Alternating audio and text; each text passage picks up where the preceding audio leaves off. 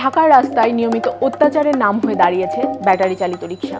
নিয়মিত দুর্ঘটনার সাথে ঘটছে মৃত্যু, যার সর্বশেষ উদাহরণ আইইউবির ছাত্র অলি নূর মাহমুদ। তবে এটা নতুন কোনো ঘটনা নয়। গত 2 বছরে ঢাকার রাস্তার সবচেয়ে পরিচিত দৃশ্য রিক্সার দুর্ঘটনা।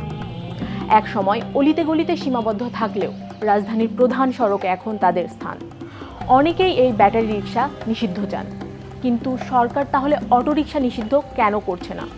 আর নিষিদ্ধ করলেই কি এই সমস্যার সমাধান হবে, নাকি সমস্যাটি আরও গভীরে? এ নিয়েই কথা বলবো আমরা আজকের স্টার এক্সপ্রেসে।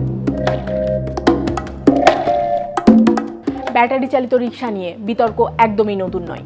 2015 সালে সরকারের এক সিদ্ধান্তে ঢাকার প্রধান সড়ক এবং দেশের 23টি মহাসড়কে ব্যাটারি চালিত যানবাহনের চলাচল নিষিদ্ধ করা হয়। 2024 সালের নভেম্বরে হাইকোর্ট প্রথমে নিষেধাজ্ঞা দিলেও পরে 1 মাসের জন্য স্থিতাবস্থা জারি করা হয়। এরপর সরকারের বিশেষজ্ঞ কমিটি গঠন করা হয়। সিটি কর্পোরেশন নিবন্ধন ও লাইসেন্স প্রদানকারী সংস্থা করার উদ্যোগ গ্রহণ করা হয়।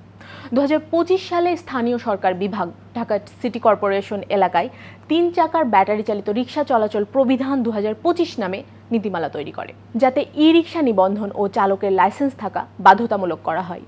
কিন্তু বাস্তবতা ভিন্ন। নিষেধাজ্ঞা থাকার পরও রাজধানীর প্রায় সব এলাকাতেই চলছে ব্যাটারি চালিত রিক্সা। তাহলে এই আইন তৈরি করে লাভ কি? কারণ আইন তৈরি করা হয় পালন করার জন্য, কিন্তু ব্যাটারি চালিত রিক্সার ক্ষেত্রে আইন তৈরি হয়েছে, কোনো বাস্তবায়ন হচ্ছে না। ব্যাটারি চালিত রিক্সা যে মানুষের জীবনের জন্য ক্ষতির কারণ হতে পারে তা সবাই জানে, কিন্তু তারপরেও কমছে না এই রিক্সার সংখ্যা। বাস্তবতা হলো এই যানবাহনের বিস্তারের পিছে চাহিদা একটি বড় কারণ। একটু ভেতরে যাওয়া যাক। রাজধানীর গণপরিবহন ব্যবস্থা এখন ঢাকার কোটি মানুষের চাহিদা পুরোপুরি পূরণ করতে পারে না।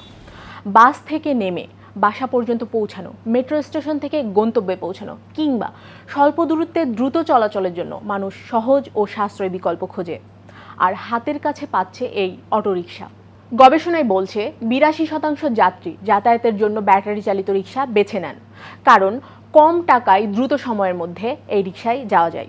কিন্তু নিরাপত্তার পাশাপাশি আরেকটি বড় উদ্বেগের জায়গা হলো যানজট। ঢাকার রাস্তায় জ্যামের অন্যতম কারণ হয়ে দাঁড়িয়েছে এগুলো।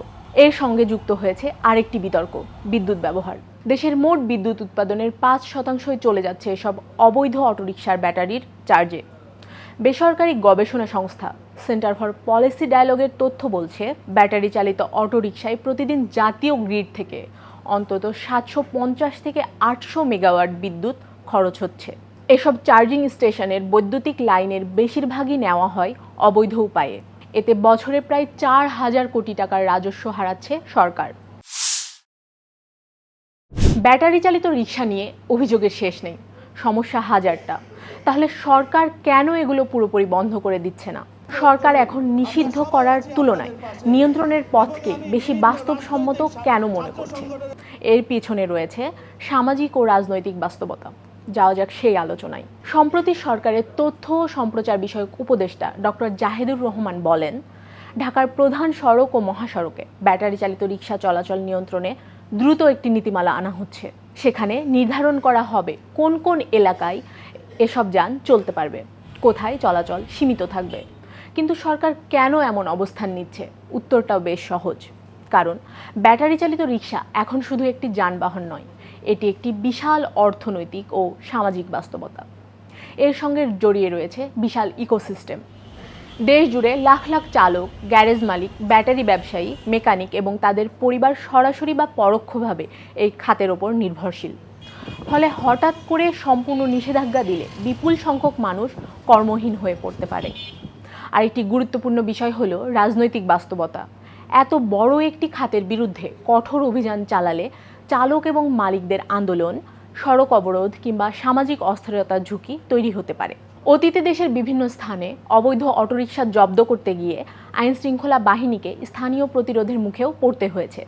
তাই এখন সরকারের লক্ষ্য নিষিদ্ধ করা নয়, বরং নিয়ন্ত্রণে আনা।